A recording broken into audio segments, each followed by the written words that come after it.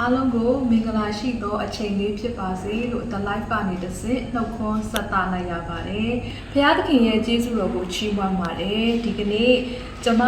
ခွန်အားယူထားတဲ့တမန်ကျမ်းစာကို The Life ကနေတစ်ဆင့်ညီကိုမောင်နှမတွေနဲ့အတူတူစဉ်းစားဆင်ခြင်ရင်းနဲ့တိုက်တွန်းခွင့်ရတဲ့အတွက်ကြောင့်မလို့နှိုးဆော်ခွင့်ရတဲ့အတွက်ကြောင့်မလို့ဘုရားသခင်ရဲ့ကျေးဇူးတော်ကိုချီးမွမ်းပါတယ်။ကျမတို့ကလောကမှာနေတဲ့အခါမှာအဆိုးနဲ့အကောင်းဆိုတာအမြဲတမ်းဒွန်တွဲနေပါတယ်ဒီအဆိုးနဲ့အကောင်းကြောင့်လည်းပဏိပခတွေကအမြဲတမ်းဖြစ်လက်ရှိပါတယ်ဒါပေမဲ့လောကမှာနေတဲ့အခါမှာမိဘတိုင်းဆရာသမားတိုင်းကကောင်းသောပတ်ဝန်းကျင်မှာရှင်သန်ဖို့ကောင်းသောအမှုအရာကိုလုပ်ဖို့ရန်အတွက်တုံ့တင်နေရှိကြပါတယ်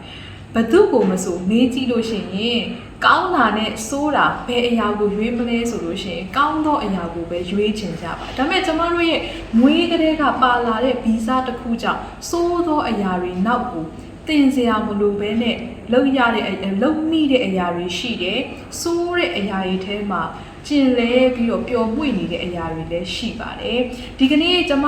ခေါင်းစဉ်ပေးထားတဲ့ခေါင်းစဉ်လေးကကျမပေးထားတဲ့ခေါင်းစဉ်လေးကတော့စာနာမှု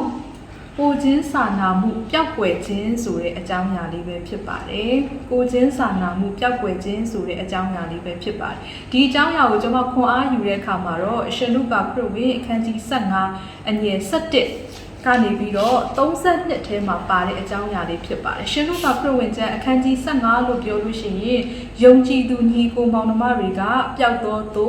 ပျောက်သောဒင်းကပျောက်သောသားဆိုတဲ့ဥပမာတွေခေါင်းထဲဝင်လာနိုင်မယ်လို့ကျွန်မယုံကြည်ပါတယ်ဒီကနေ့ရှင်လုကာခရစ်ဝင်အခန်းကြီး15အငယ်1မှာ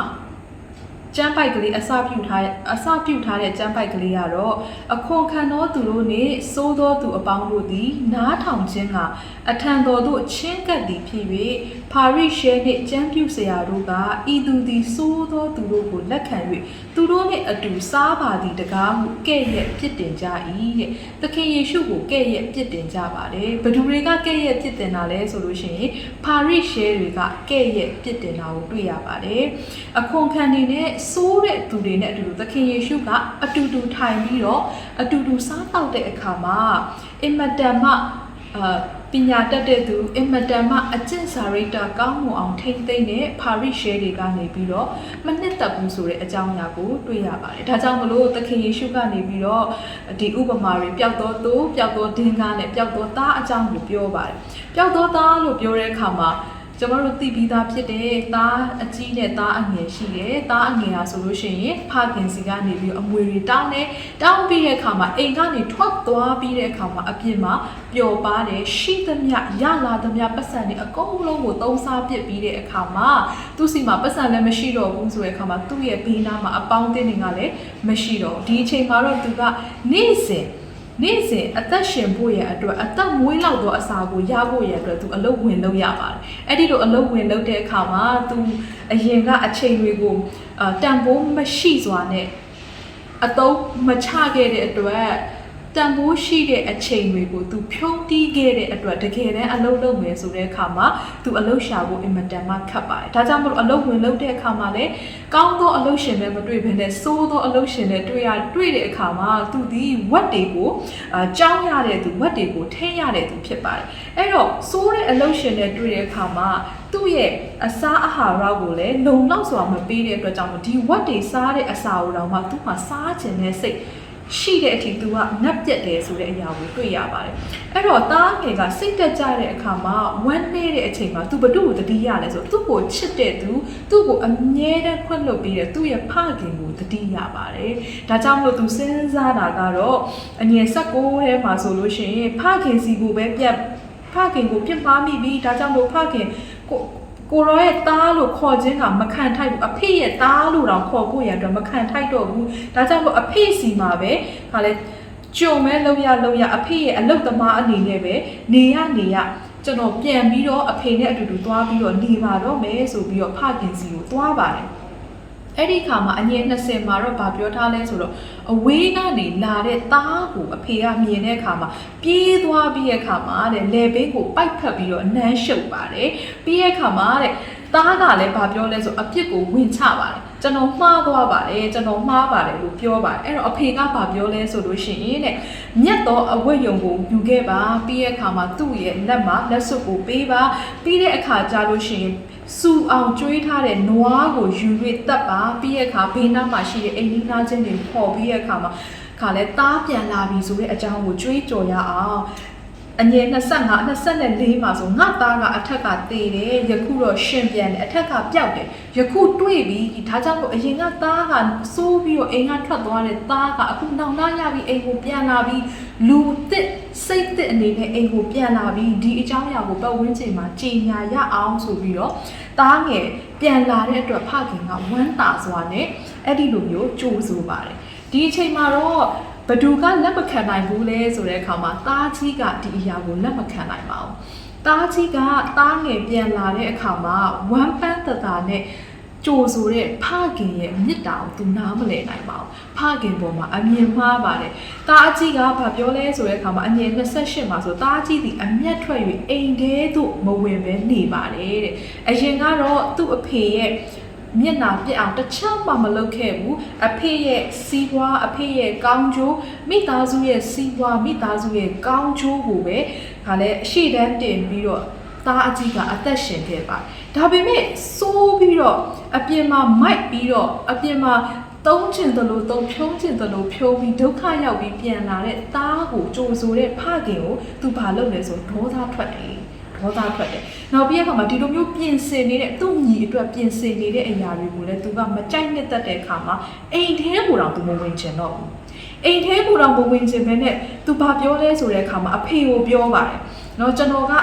ကြာရှည်စွာလဲကာလကြာရှည်စွာလဲအဖေရဲ့အစီကိုခံနေအဖရဲ့အလိုကိုလည်းတစ်ခါမှမလွန်ကျူးဘူးဒါပေမဲ့အဖေကကျွန်တော်အတွက်ကြတော့တိုးလေးတစ်ကောင်တော့မှမတက်ဘူးကျွန်တော်အတွက်စိတ်ကလေးတစ်ကောင်ကိုတော့မှခါလဲသူများ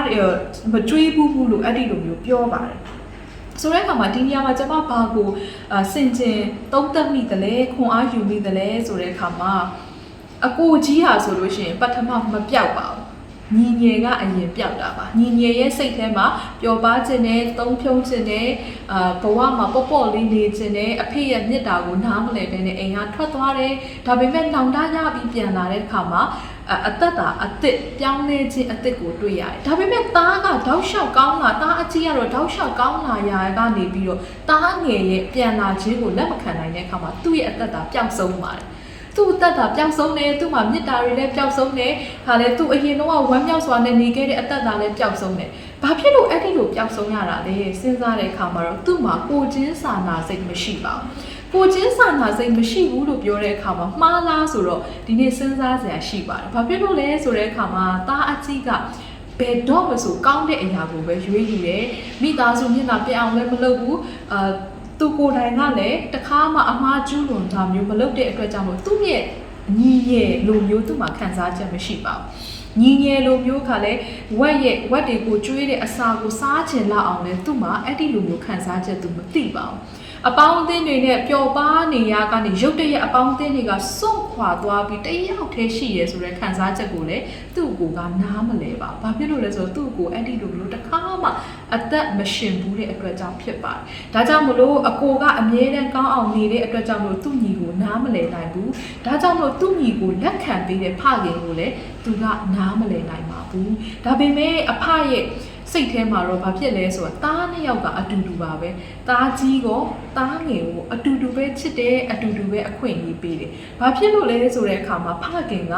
သားနှစ်ယောက်စလုံးရဲ့စိတ်နှလုံးကိုပဲကြည့်တဲ့အဖဖြစ်ပါတယ်ဒီကနေ့ကျမတို့ကိုးကွယ်နေတဲ့ဖရာသခင်ကလည်းကျမတို့ရဲ့အပြင်ပိုင်းအသက်ရှင်တဲ့ပုံစံကိုမကြည့်ပါဘူးကျမတို့ရဲ့နှလုံးသားကိုပဲကြည့်တဲ့ဖရာသခင်ဖြစ်ပါတယ်ဒါပေမဲ့ကျမတို့လူသားတွေကသာခွဲခြားပြီးတော့မြင်တတ်ကြပါတယ်ကောင်းတဲ့သူနဲ့ဆိုးတဲ့သူဆိုးတဲ့သူတွေကတစ်ချိန်မှာနောင်တရပြီးလို့ရှိရင်ကောင်းတဲ့သူဖြစ်သွားနိုင်ပါတယ်ကောင်းတဲ့သူကအမြဲတမ်းကောင်းနေပြီမဲ့တစ်ချက်ကလေးဒေါသထွက်လိုက်တာနဲ့တစ်ချက်ကလေးမှားလိုက်တာနဲ့လူဆိုးဖြစ်သွားနိုင်ပါတယ်ဒါကြောင့်မလို့ကျမတို့ကအသင်းတော်ထဲမှာ အသက်ရှင်တဲ့အခါမှာတော့၎င်းညီကိုမောင်နှမအချင်းချင်းမိတ္တဟာရဖွဲ့တဲ့အခါမှာတော့၎င်းမိသားစုထဲမှာအသက်ရှင်တဲ့အခါမှာတော့၎င်းကျမတို့ရဲ့အသက်တာကိုစဉ်းစားဆင်ခြင်ဖို့ရန်အတွက်ရှိပါတယ်အမြဲတမ်းနေ့စဉ်အသက်ရှင်တဲ့အခါမှာကိုယ်ချင်းစာတရားကိုကျမတို့ကပြုစုပြောင်းထောင်ဖို့လည်းလိုအပ်ပါတယ်ဖခင်သခင်ကိုချစ်တယ်ဖခင်သခင်ရဲ့မေတ္တာကိုခံစားရတဲ့အခါမှာကျေးဇူးတော်ချီးမွမ်းတဲ့ကဲ့သို့ပဲကျမတို့ရဲ့ကိုယ်ချင်းစာတရားရှိဖို့ရန်အတွက်လည်းဖခင်သခင်ရှိမှကျမတို့ကတောင်းလျှောက်ဖို့ရန်အတွက်လိုအပ်ပါတယ်ဒီလိုမျိုးတောင်းလျှောက်တဲ့အခါမှာနောင်တရပြီးတော့ဖခင်သခင်ဘက်ကိုပြန်လှည့်လာတဲ့သူ